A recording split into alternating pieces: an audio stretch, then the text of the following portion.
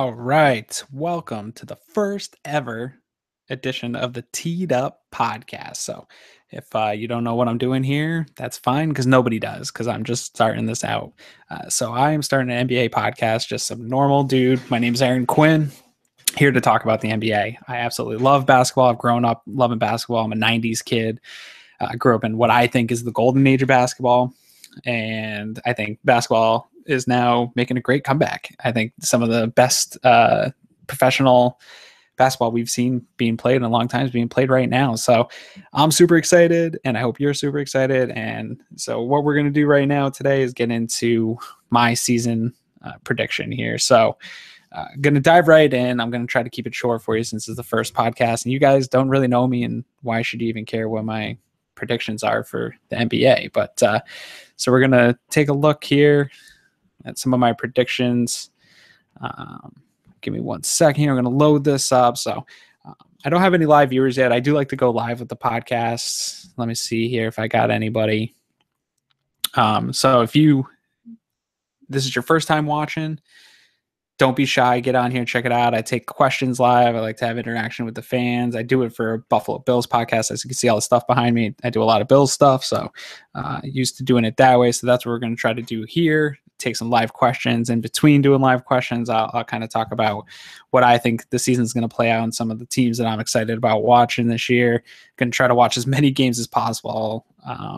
Because I'm just super excited about the way the league's going. There's so much young talent across the league. I know there's some few teams that are stacked, but that's okay. It doesn't take away from other teams being fun to watch. So I'm going to start out actually with the bottom of the barrel. I'm not going to discuss every team here today. What I'm going to mostly do is run down who I think right now are going to be at the bottom of the barrel at the end of the year, and then just kind of go through my playoff predictions and some other predictions for the upcoming season. So to start off, the bottom of the barrel teams, I really think, unfortunately for me, I'm a big Bulls fan. And I think the Bulls are going to be a bottom 3 team this year. They just don't have any guys that are the type of guys that could put a game away in the fourth quarter. If you don't have that in the NBA, you're pretty screwed. I don't see how you can win a lot of games. A lot of these games, if you're not a top 3 team in your conference, those games are going to come down to the fourth quarter. And if you don't have a guy that can put those away, you're not going to walk away with it. I do like that the Bulls, at least in the preseason, seem to be a more balanced team. They were not very balanced last year at all. Actually, the last few years, their offense got stagnant. So I expect them to be a bottom 3 team, but a fun team to watch. So I know that sounds weird, a team that's probably only going to win 20 games being fun to watch, but that's the kind of sicko that I am, and I'm okay with that. A couple teams that might not be super fun to watch, they're going to be at the bottom, I think, are going to be the Nets and the Magic. So keep an eye on them. The Nets pick is in Cleveland's hands this year, so it doesn't even do them very much good to be at the bottom. And then the Magic have just been kind of a shit show for a few years. So I feel bad for Orlando fans. They had that run with Dwight, and just now things have not been good since then. Then they traded Oladipo, and I'm not really sure what they're doing, but I do think they're going to remain there at the bottom of the league. As far as the rest of the teams that I have that I don't have as playoff contenders, that could also be at that bottom part of the league, the Hawks. Again, another one of those teams that Dwight Howard seems to have destroyed. Just a couple of years removed from being one of the top teams in the East. Now I think they're one of the bottom teams in the league. I think Pacers are also in that conversation as one of the worst teams in the league. The Kings, per usual, seem to be at the bottom. I really hope that the Kings can find a path to success. That fan base deserves it. They're a great fan base. Maybe the team that deserves a title the most, just due to the fact that they totally got screwed out of one in the 2000s, early 2000s. So I would love to see the Kings have some success, but it's not going to happen this year. Suns are right down there at the bottom as well. And I don't see the Mavs being very good. So just some bottom feeder teams in the NBA. There's quite a few of them, but I definitely think the 3 worst are going to be the Bulls, Nets, and Magic. So we got a couple watchers here. I appreciate you joining the Teed Up podcast. Again, this is our first ever podcast. I was supposed to have a guest on tonight, but the timing didn't end up working out. And I wanted to get this one out before the season tips off on Tuesday. So that's why I rushed it. And I'm just going by myself here. So typically I am going to try to have a guest on. So if you're watching this for the first time or listening to the podcast, it's not just going to be me talking.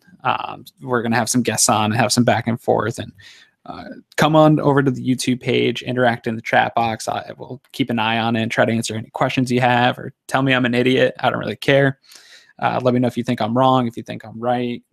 This show is going to thrive off fan interaction. So that's kind of the bottom of the league. So now I want to get to both my Western and Eastern Conference playoff predictions for the year. Unfortunately, there's not a ton of parity in the NBA, so it's always going to be top heavy. I'm pretty sure that my projections for the playoff is not going to be that much different than most people's, except for a couple seedings. So kind of one of the issues I think the NBA has with a lot of people that aren't diehard basketball fans like I am is they are upset with the lack of parity in the league. So I don't know if there's a quick fix for that the league has. I don't think there is. So we just kind of have to enjoy the NBA for what it is and just kind of recognize that there are some great teams to watch and they're going to be fun. So if your team's not one of those top 6 teams, doesn't mean you can't enjoy the season. I mean, like I said, I'm a Bulls fan and they're probably only going to win 20 to 25 games. I'm still super excited for the season. So doesn't mean you can't be. Just get yourself ready for it. There's always something to be have some positive outlook, whether it's young players, building towards the future, acquiring assets, whatever it is. So get yourself up. That's what this is all about here. So I'm going to start over in the Western Conference. It's the powerhouse conference. It has been for as long as I've been an adult. So we're going to go there. At the 8th seed, I have the Los Angeles Lakers making a return to the playoffs. Lonzo Ball. You know that is going to be big time talk all over social media if he can get them into the playoffs in his first season. I like that squad. I like what they've been doing in the draft over the past few years. I think they're doing it better than some of the teams that have been at the top of the draft for so many years. I like Ingram. I like Randall. I did like the trade for Lopez. I'm not a huge Lopez fan, but I think he brings that team a steady post player. So, I mean, that team has some good talent for that bottom half of the West. I think that the West is still a powerhouse, but it's definitely top heavy powerhouse. I think that 6 through 8 seed isn't that great of teams, and I think that the Lakers are going to be able to sneak in. I guess I would say the Jazz and Nuggets are right there, also competing for the 8 seed, but I think at the end, Lakers are going to get it. People are going to be praising Lonzo. They're going to be like, wow, Lakers are geniuses. Buy yourself some $600 shoes. Be a big baller. Right, so then after that, we got the 7 seed, and I think that's going to go to the Pelicans. They're actually not a great team, but I love Ant Davis, and Boogie Cousins is one of my favorite players. I don't love his attitude. If I was a coach, he would drive me absolutely nuts, but his stats don't lie, man. They just don't. The guy is a big time ball player, and hopefully he figures it out this year. I mean, if him and Ant Davis can play together, I don't know if either one's going to get moved at any point, but that's a tough duo to stop. So I like them to kind of win enough games to be in that 7 seed. There isn't really much else for me to talk about them. I'm just totally in love with Boogie Cousins' game. I wish somehow the Bulls would have got him. I think he would have been a great addition to the Celtics. I know that they were talking about possibly getting him at one point. I love the guy. I can't talk good enough about him. And Ant Davis is one of my favorite young players in the league. I think in a couple of years that if given the right situation, we'll be talking about him as one of the top 3 players in the league. I know it's usually wing players that get that credit, but this guy is just an unreal talent. He can do everything. So look for them to continue to grow. Look for Ant Davis to take another step in his stardom in the league and keep him as a playoff contender. My number 6 seed goes to the Los Angeles Clippers, a team actually that I don't like very much, and I haven't liked since Doc Rivers took over. I don't think Doc Rivers is a very good basketball coach. I haven't had this podcast, but I've been saying it for a long time. All my friends are Celtics fans, and I told them then, and I'll tell them now, I don't think Doc's a good coach. I don't think he's a good GM, and I'm not a huge Blake Griffin fan. He definitely puts up some big stats, so I'll give him that. He's definitely better than I thought he would be as a pro. So again, I'll give him that. And he seems to have improved parts of his game that I've knocked him for in the past. So he's definitely been proving me wrong, but he's got to stay healthy. I'm not sure that he can do that. DeAndre Jordan, I don't like DeAndre Jordan's game at all. I think he's very big and athletic, and the lack of big men in the league allow him to maybe have some more stats than he should. I don't think he's an actually very good basketball player. He's just a giant athletic guy in an era where there is just not a lot of big guys that are good. So he gets a pass for that. I do like Wesley Johnson a little bit. I like Patrick Beverley. I did like that move. I did think Chris Paul's time was up there, so that's totally fine that he's gone, and that they got something back for it. I like Beverley and Decker, and I am a huge Gallinari fan, although I don't think he's going to add a whole lot to that team, and I just like guys like Gallinari, so I had to add that I like him as well. So I have them as the 6th seed. I don't see him making any noise, and I think Doc is on the hot seat. I don't think he's a good coach, and I don't think they have a real direction, except for down in Los Angeles. So we'll see what happens, but I think in another year or two, Lakers are going to be the top team in Los Angeles again, and the Clippers are going to just keep sinking into a hole because I just don't see the direction that they have. Next up, I am getting super excited about this team, so I apologize if I start rambling on about them, and I really don't care because I am super excited about the Minnesota Timberwolves sitting at the 5 seed. I am a huge Tom Thibodeau fan. Love the guy. Love everything. I think that was the biggest mistake the Bulls have ever made in all their years, was allowing Tom Thibodeau to walk out that door, not firing John Paxson and Gar Forman. Obviously, you could tell I'm holding on to a little bit of hostility there, but love Tibbs. I love what he's doing with the T-Wolves. They've given him control over the roster. I like that. Huge Jimmy Butler fan. He does hold on to the ball, or he does slow down the offense. He's a big-time isolation player, but he makes up for it on the defensive side of the ball, and he can hit big shots. He's proven that. He's just a big-time player. I think he's one of the top 3 two-way players in the league. So the T-Wolves now have that in a stacked West. I mean, you need a guy that's a two-way player that can be a lockdown defender, that can make a big shot when you need it. He does add a veteran presence to a very young team, and he was coached by Tibbs, so he's kind of Tibbs' voice on the court. So I think it was a great move for them. I'm super jealous that they got Jimmy. We'll see how that plays with Wiggins. That's going to be interesting to see. I'm also a huge Wiggins fan. I think he's got to take that next step in his development this year. I think he will. I think it's going to be a nice 1-2 combo. I don't love that neither of them are big-time shooters. Kind of limits them. I think you're going to see a fast-paced transition team, which they're going to definitely have the defense to do that. Tibbs has always got a good defense, so expect them to create turnovers, get scores off that. They're going to go on runs, but I don't see them being out of a lot of games, which is huge. I got to say, when Karl-Anthony Towns came out of college, I was one of his biggest haters. I've been wrong a number of times. Listen, guys, I'm just a regular dude that likes basketball, so sorry, somebody was chatting. I think they were just spamming me. Not sure what's going on there. Anyways, love Karl-Anthony Towns, and I love his game. I didn't think he would be a good NBA player, and he's totally proved me wrong, and I'm okay to take that loss on the things I said about him coming out, because he is a super fun player to watch, and I expect to see another level of growth this year in adding Jimmy Butler, taking some of that pressure off of him.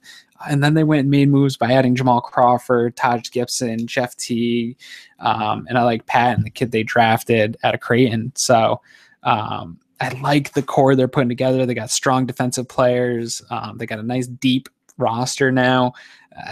I'm telling you, man, T-Wolves, I have them at the 5 seed because I just don't see how they can crack into that top 4 of the West, but watch out for them, guys. That's a team I don't want to play in the playoffs if I'm any of those top 4 teams, because Tom Thibodeau has playoff experience as a coach. Jimmy Butler's got playoff experience, and this is a young, hungry team. And side note, has nothing to do with basketball. They got the sickest uniforms in the game right now. I love the new T-Wolves uniforms. So if you haven't seen them, go to Google, type it in, check them out. They're dope. I promise you're going to love them. They're super clean. Anyway, T-Wolves, write it down. I love them. They're going to be great. Not great. They're going to be good this year. As good of a 5 seed can be.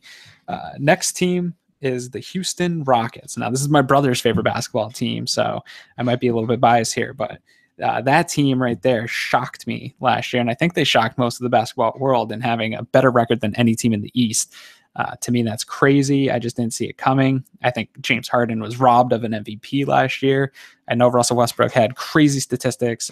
Nobody's ever seen a season like that, but what James Harden did in taking the Rockets to a better record than any team in the East is unreal to me, to do that in the West with not a ton of players on his team. You take him off that team and they're not even a playoff team. So I thought James Harden should have won the MVP award last year. And here's a hot take that I'm going to give you. I think that James Harden will win the MVP award this year. I think he's hungry. I think he wants it.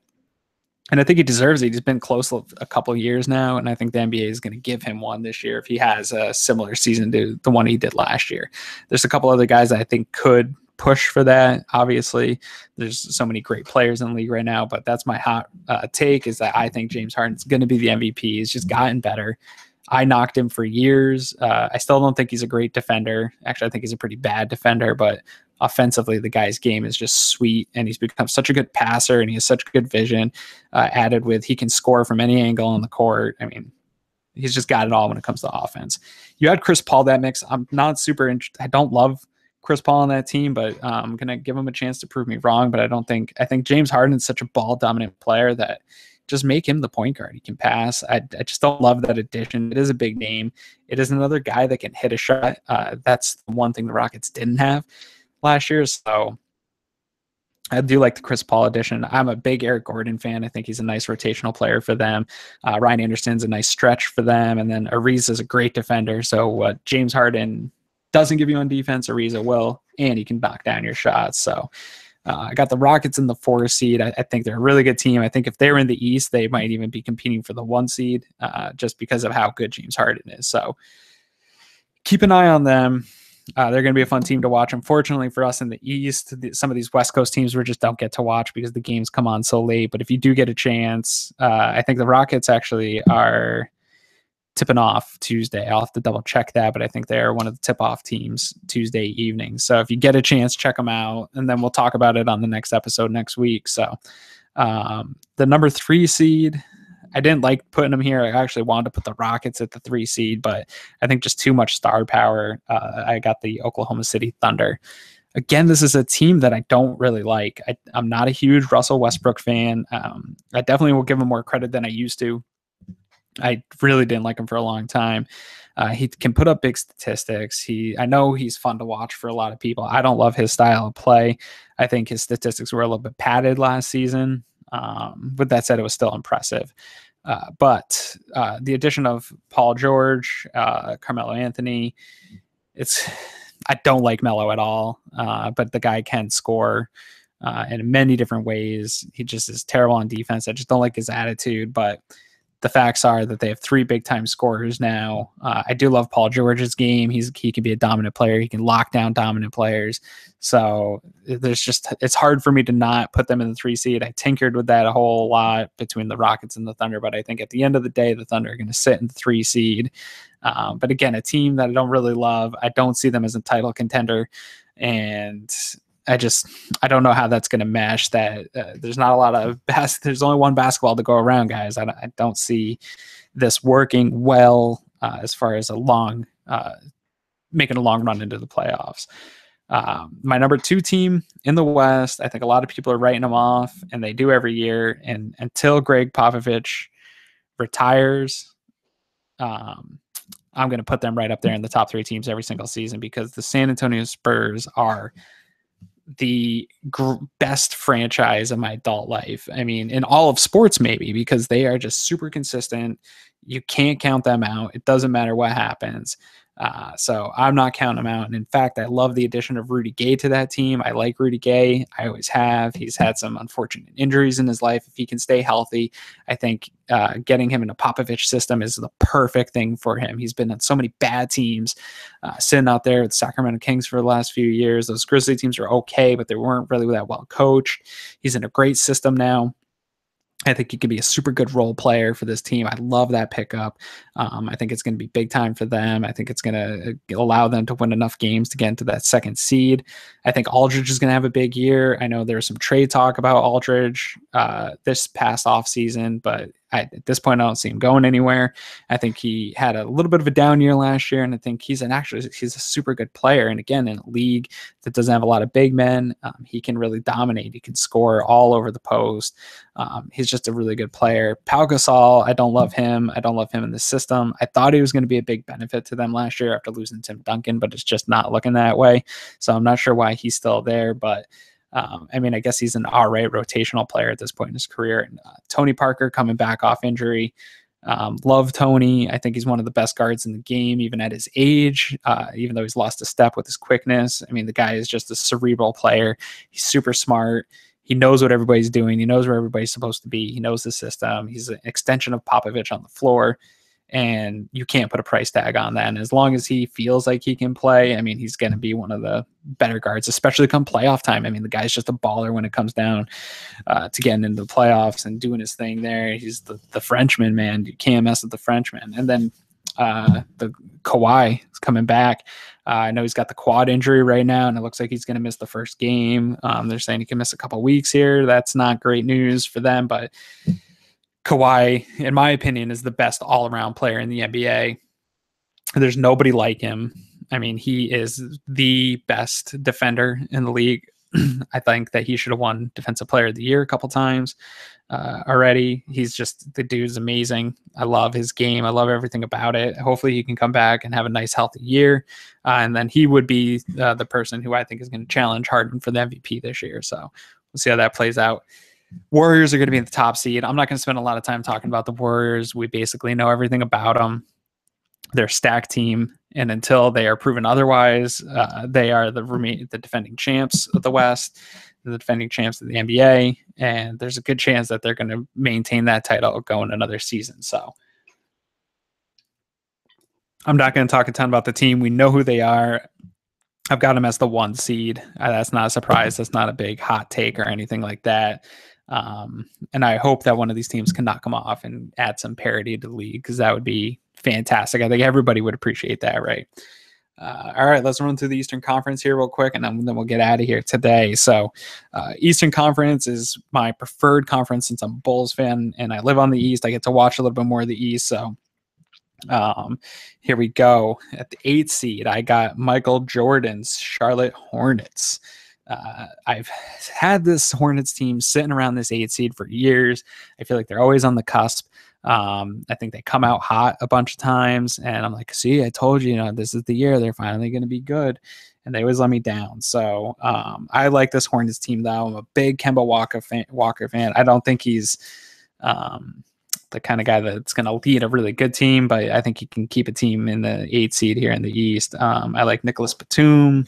I don't like Dwight Howard at all. I think he's a team killer. I don't know why they picked him up. I don't like the move. There's nothing about his game that I like. He's been in the league long enough where he should be able to finish some very basic scoring moves down in the post, and he just can't seem to do it. He's just a big knucklehead, man. There's nothing about Dwight Howard that I like. I don't like that move. I think this team would have been even better had they not gotten him, to be honest. There's nothing about the guy that has any redeeming qualities to me. I'm just going to put it out there. Kid Gilchrist, I like him. So, for a bottom portion of the East team, I like the lineup. I just don't think they have enough talent to really crack into the top 5 here. So then we're going to move on to one of teams I'm most excited to watch and check out. You got to trust the process of the Philadelphia 76ers. How great would it be if they have got back into the playoffs? I love Embiid. Again, he's another guy that I wasn't really sure coming out of college. People were talking about the comparisons to Olajuwon. I don't like that. I think Olajuwon's one of the best players to ever play the game. I don't think you could put that kind of pressure on a kid. That's just not fair, but the kid's fun. He's fun to watch. I hope that he can stay healthy because he's great for the league in so many ways. He's awesome on social media. He's got a great personality, and he's a damn good ball player too. So I'm hoping that he can stay healthy because the league needs some dominant big men. One of the best parts about the 90s was the battles of the big men. And I feel like the game needs that. The game's gone towards small ball. So I've always said, as the game goes towards small ball, if you could have one dominant big man that just cannot be stopped and you can find a way to get him the ball and just dominate the small ball lineups, that is the way to beat small ball. Don't join them, just go out and beat them. So Embiid could be that guy. He's still got to develop a little bit, but they got such a young, fun team with Fultz and Simmons, and then they added Redick. I don't really know why Redick went there. I guess he was just trying to get some big money, but he's a guy that can hit shots. So we'll see. I hope that they don't fall apart. I'd love to see the Sixers be good, get in a playoff series, give somebody some trouble in the playoffs. I don't like Okafor. I'm not sure that Okafor remains on the Sixers for the entire year. It was talked about a lot at the trade deadline, so expect to see a move there. He just doesn't seem to fit with that team, and he seems to have like a lazy streak to him. So I'm not really sure what's going on there. My number 6 team is the Miami Heat. That's a team that was about a half game out of the playoffs last year. They kind of were right there with the Bulls at the end of the season. They had an amazing run to end out the year, and I think they're going to bring that into this season. I love Dragic. I like Whiteside a lot. I think he's got some definite development to do in his game, but I'm a big Whiteside fan. I think he's going to be one of the better big men in the league. I love that him and Embiid kind of got into it this preseason here over Twitter, because I think that's going to be a really interesting big man matchup in the league to look forward to for the next few years. Like I said earlier, we haven't had a lot of that since the 90s. And now I think we're going to get that in those two guys. And that's going to be fun to watch for a fan like myself. Also, I'm a big Justice Winslow fan. So I like that Heat team. I like them as a 6 seed. Again, I don't see that team doing a whole lot in the playoffs, but they should be a fun team to watch. The number 5 team just doesn't really do a whole lot for me. The Toronto Raptors. I love Toronto. I usually root for the Raptors. I like them a lot traditionally. They just didn't really do anything. And I don't think they're a top tier team. I know that they've had some good regular seasons. They don't seem to have changed very much, and I just don't know that they have a team that can really compete with the top level teams in the East. So I put them at the 5. I could easily see them being a top 3 team in the East, but I'm just not excited by them. So maybe that's why I dropped them down a little bit. I'm a big Lowry fan. I don't love DeRozan's game. I don't love Ibaka's game, but I love Valanciunas's game too. So I think they have enough offensive firepower to win some games, but we'll see. I have him right now at the 5 seed. Like I said, I could easily see him being in that 3 seed probably. But again, I'm not big on him. I don't see him winning much in the playoffs. They might be able to get out of series, but I don't know. A team that I'm excited to watch, and I've been excited and been hot on for a few years, and they just haven't gotten to where I thought they already should be at, is the Milwaukee Bucks. I love this team's length. I love their athleticism. I like the lineup.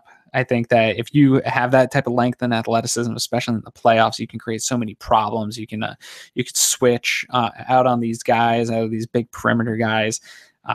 They're just a very young team, and they haven't seemed to be able to put it together consistently. And I think if they can gain some consistency this year, that team is going to be a super fun team to watch. Maybe one of the most fun teams in the league, next to my T-Wolves. You know what I'm saying?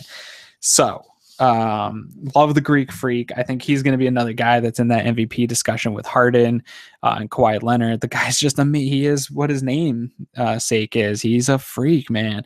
Every time I watch the guy, he's making crazy plays, blocking shots, jamming all over people. If he can put down a consistent perimeter game and get a jump shot going, the guy's going to be impossible to stop. So I'm interested to see how his game develops. I love Henson and Middleton. Again, like I said, the athleticism and length. Coaches love that stuff, man, and these guys got it. And if they can put it together and have some consistency and stay healthy, that's another big thing for this team. Stay healthy. We'll see. And Monroe is a guy he had a down year last year, but I've always liked him, and hopefully he can provide a spark from what he was kind of providing 2 years ago. And then Jabari Parker is a guy that I was big on. Maybe I'm just an idiot and I have no idea what guys are going to do in college to the NBA, but I was big on Jabari Parker, and I think mostly for him it's been injuries. So I'm hoping that he can stay healthy this year and really provide that spark for the Bucks to kind of continue their growth and development in the East. And who knows, man, if they can have some of that consistency that I talked about, they might be able to give somebody a bit of a struggle in a playoff series. And I think that'd be fun. So whenever the Bucks are on, guys, I recommend watching them. I think they're going to be a very good team to watch. They might not be the best team in the league, but they're going to be fun and entertaining all season long. So My number 3 seed is a team, again, that has not made a lot of moves to change. The East stayed pretty stagnant except for the top 2 teams. But the thing I love about the Wizards is one of my favorite players right now in the league is John Wall. Uh, God, I keep saying it, but so maybe I'm just a terrible evaluator of talent. But John Wall was a guy that I wasn't huge on when he came out. I figured he's just a really fast point guard. But that guy has refined his game over the years, and it is a pleasure to watch him play point guard in the NBA. I absolutely love it. When the Wizards are on, I try to tune in and watch because I know John Wall is going to impress me, man. He's still got the speed. He's got much better vision. He's got a nice jump shot. I mean, the guy just does it all, and he makes it look so smooth. So I love John Wall. Bradley Beal's a nice compliment to him. He can knock down almost any shot. I know Gortat's not a great player, but he's a hard hat player, and I really like that. And he's played great against the Bulls. A little bit I hate him, but I think he's a good enough big man in the East to create some problems for teams. And I just they didn't do a whole lot. Otto Porter, I'm not a big fan of. Oubre, I'm not a huge fan of, but they're just good enough. But again, those guys have big length, athleticism, and just I think this whatever it is, the 4 through 8 teams aren't that good. I think the Wizards are going to be able to sneak up into that top 3 team, and who knows, man? They might give one of those top 2 teams some matchup issues in the playoffs. If they get a chance to play against any of them. So we'll see how it plays out, but keep an eye on the Wizards. Again, watch John Wall. The guy's great. He might be a sneaky MVP candidate if they can somehow put together a really good record and surprise some teams. Keep an eye on John Wall. I think the guy's just had to put together a really nice career, and I think being stuck in the Wizards hasn't done him any favors. And he gets talked over a lot as one of the best point guards in the game, but he's definitely right there.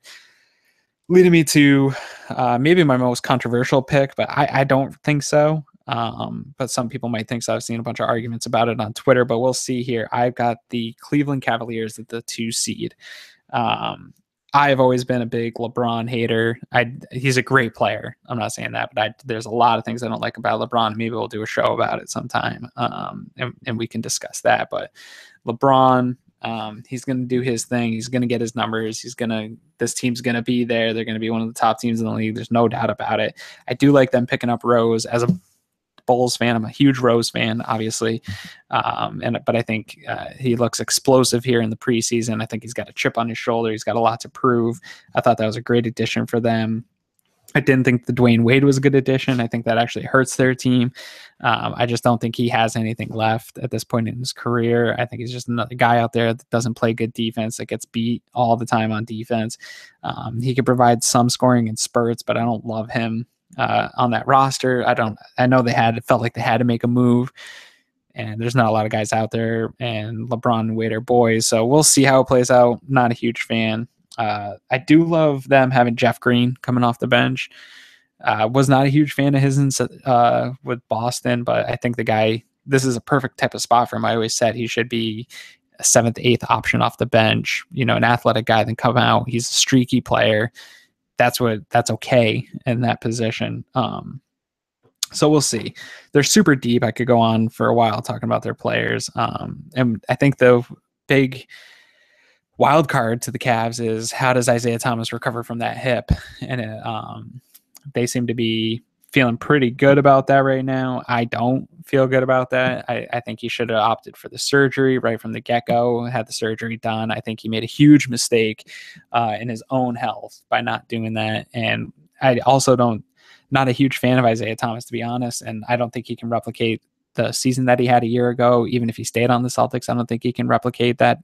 I think the Celtics won that trade, and because they won that trade, I think that puts them in the number 1 seed. So that brings us to that. The number 1 seed in the East is the Boston Celtics, one of the teams that I actually hate the most, just because I'm from New England originally, and all my friends are Boston Celtics fans, and I got to hear about it all the time. So as far as teams, I dislike them, but hey, you got to give credit where credit's due, and that roster is awesome. Kyrie Irving is a phenomenal player, guys. He is a pure joy to watch. Possibly the best finisher in the game. He's got the nicest touch I've maybe ever seen around the hoop.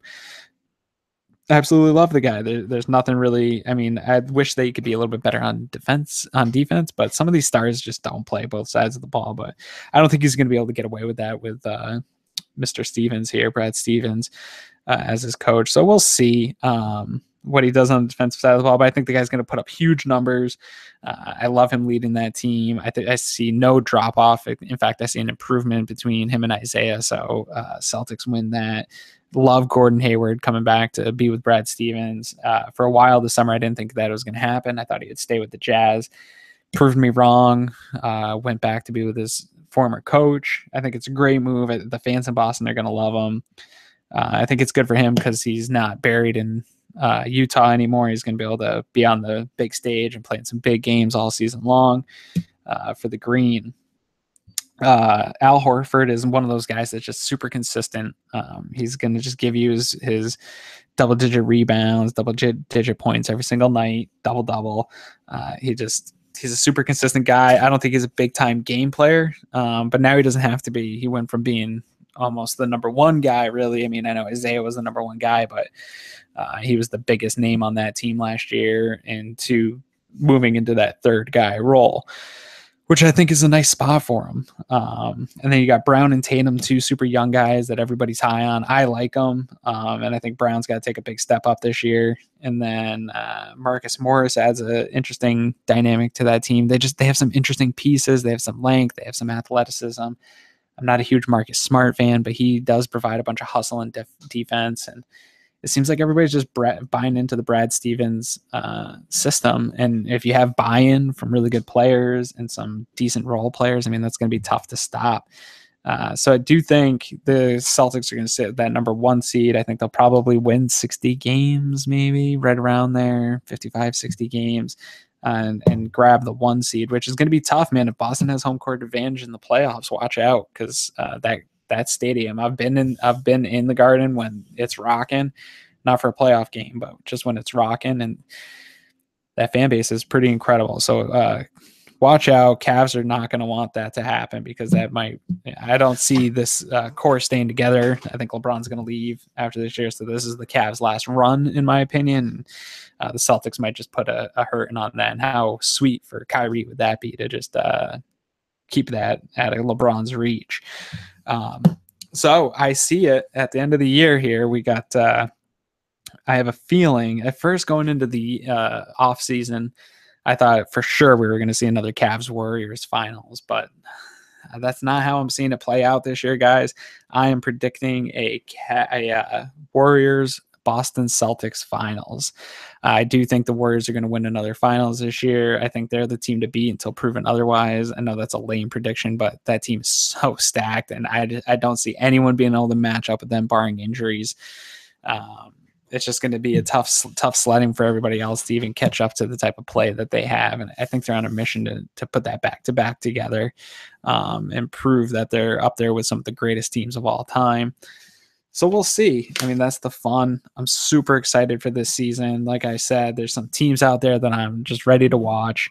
I cannot wait to get going and watch some basketball. I'm not a huge baseball fan, so this whole summer has just been lagging on for me. I am a big football fan, as you can tell, all the Bills crap behind me. So that's fun, but there's nothing like basketball season. Games on all the time. So we didn't get a lot of live viewers tonight, guys. That's all right. I'm just starting this thing up. I get it.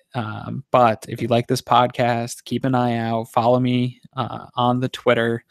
It's TD_UP_podcast on Twitter. Follow me. Give me a follow. Hit me up on Twitter. Mine is at Aaron Quinn 716. I'm on there all the time. A lot of football talk on my account, but talking a lot about basketball too. But keep an eye out. We're going to try to do the weekly podcast. I'm probably not going to do it on Sundays all throughout the year, just because I do a football podcast every Sunday too. That might be a little bit too much for me. But I will get a set schedule kind of going with the podcast, and we'll just keep everything updated all throughout the year, going once a week, and you guys can drive the conversation. Come on in. Let's talk about the league, talk about the things that you like, talk about the things you don't like. It's all everything's out on the table here. I'm just looking for a good conversation about the NBA because my wife doesn't care at all. So, and just a couple of my buddies do. So I'm looking for people that want to talk NBA.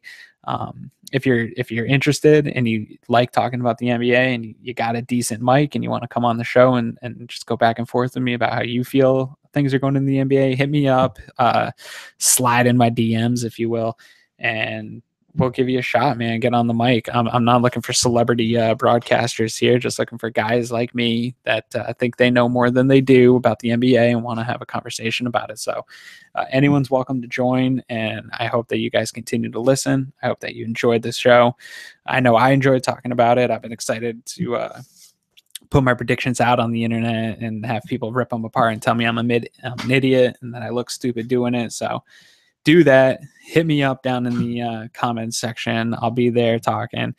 Give me a like, give me a subscribe, help a guy get started. I do want to give a shout out real quick to my buddy Cody Chatmatic, for allowing me to use his beats as the intro, which you don't get on the live version of the show. But when I upload the podcast, I'll have his beats on there. I've known the guy for years, a big basketball fan. We used to play basketball growing up together. And dude, I'm a huge hip hop fan, and he makes sick beats. I know he's done some stuff for a couple rappers down in Connecticut. The guy's just nice. I'm a big Jay Dilla fan. I'm a big DJ Premier, Ninth Wonder kind of guy. And his stuff, I was listening to one of his beats the other day he sent me, and it had so much Jay Dilla in it. And I thought it was awesome. I was like, dude, can I please use that for my intro track? So he let me. So shout out, Cody. Thank you for letting me use that, man. I'm going to try to switch it up on the intro so you get a couple different of his beats, but I'll post the link to that in the podcast, and I'll pop it here on the YouTube video too, since nobody's watching. If you are tuning in when it's not live, take a look at the comment section. Cody's stuff will be there too. You can listen to all of his albums online, and they're just good beats. So check it out. Again, follow me, Teed Up Podcast. Look for it on Twitter. I'll be popping in around on Reddit too. So hit me up, give a subscribe, like, and share this with anybody that you know that likes basketball. And let me know what you think, guys. My predictions could be totally wrong, but that's okay. Let's have a discussion about it. Anyway, I appreciate you joining me tonight, taking any time out if you're watching this, and hope to keep doing this and having some great guests on.